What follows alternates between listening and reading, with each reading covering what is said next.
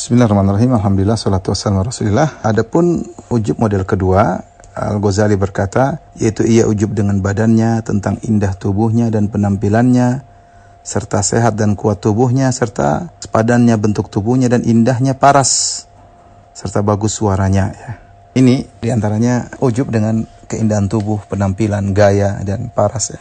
Ada orang ujub dengan penampilan, ya, seperti dalam hadis, ya, Rasulullah menyebutkan bagaimana bainama rajulun yamshi, ya, ada seorang berjalan, alaihi ullatan, dia memakai dua pakaian yang indah, yang kemudian dia ujub karena pakaian tersebut, kemudian Allah benamkan dia dalam bumi. Ya. Jadi ada orang pernah disiksa oleh Allah dengan ujub karena dia bangga dengan pakaiannya. Ya.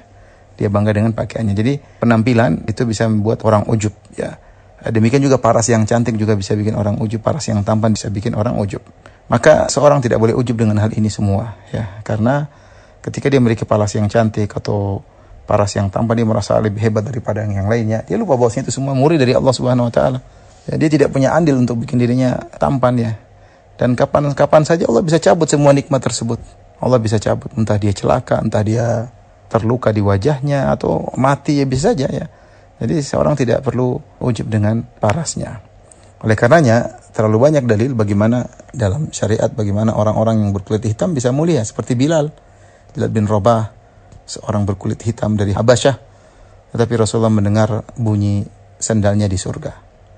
Demikian juga Ibnu Abbas pernah berkata kepada muridnya, ala adulluka ala mar'atin min ahlil jannah, maka tunjukkan kepada engkau tentang seorang wanita penghuni surga. Hadil mar'atu sauda, inilah perempuan berkulit hitam, ya. Dari penampilan mungkin kalah dengan yang berkulit putih mungkin, ya, tetapi lihatlah ternyata dia penghuni surga, ya. Kenapa? Karena dia wanita yang sabar. Demikian dalam hadis ketika ada seorang wanita berkulit hitam yang suka membersihkan kotoran di masjid. Ketika dia meninggal, Rasulullah SAW tanya, mana si fulanah? Kok nggak kelihatan? Suka bersih-bersih masjid. Kata para sahabat, dia sudah meninggal ya Rasulullah. Kata Rasulullah SAW, ala adantumuni, kenapa kalian tidak kabarkan kepadaku? Ya, Nabi ingin menyolatkannya. Dia wanita mungkin berkulit hitam, tapi suka bersih-bersihkan masjid.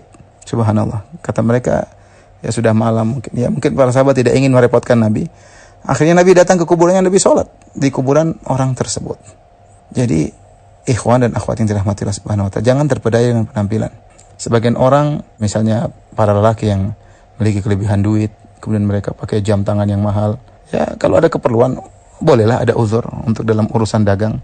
Tapi kalau sekedar gaya-gayaan, ya, pakai pena yang mahal, ya, pakai sandal yang mahal, untuk gaya-gayaan. Kemudian barang-barang yang mahal tersebut menjadikan dia merasa tinggi, ini yang musibah. Inilah ujub di situ. Telah ujub di situ. Akhirnya dari ujub beranjak lagi menjadi sombong, ya, karena ujub merupakan perantara yang mengantarkan orang sampai kepada tingkat kesombongan. Demikian juga ibu-ibu yang diberi kelebihan harta oleh Allah, bertakwalah kepada Allah. Harta tersebut bukan untuk dihambur-hamburkan membeli barang-barang mewah, barang-barang branded yang akhirnya menipu diri seseorang.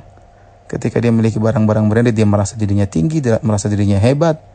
Dia lupa Allah tidak menilai itu sama sekali. Yang Allah nilai adalah syukurnya kepada Allah. Yang Allah nilai adalah takwanya kepada Allah. Mungkin ada yang berkata, Ustaz, saya bisa bertakwa dengan barang-barang mahal. Ya Alhamdulillah kalau kau bisa. Tidak semua orang bisa demikian. Jangan menipu diri. Jangan menipu diri. Oleh karenanya, kalau dalam hadis tadi disebut ada orang bisa ujub gara-gara bajunya, penampilannya, maka demikian orang sombong dengan kecantikannya, sombong dengan parasnya, sombong dengan fisiknya, sombong dengan indahnya bodinya, ya, jasadnya, penampilannya, dan yang lainnya.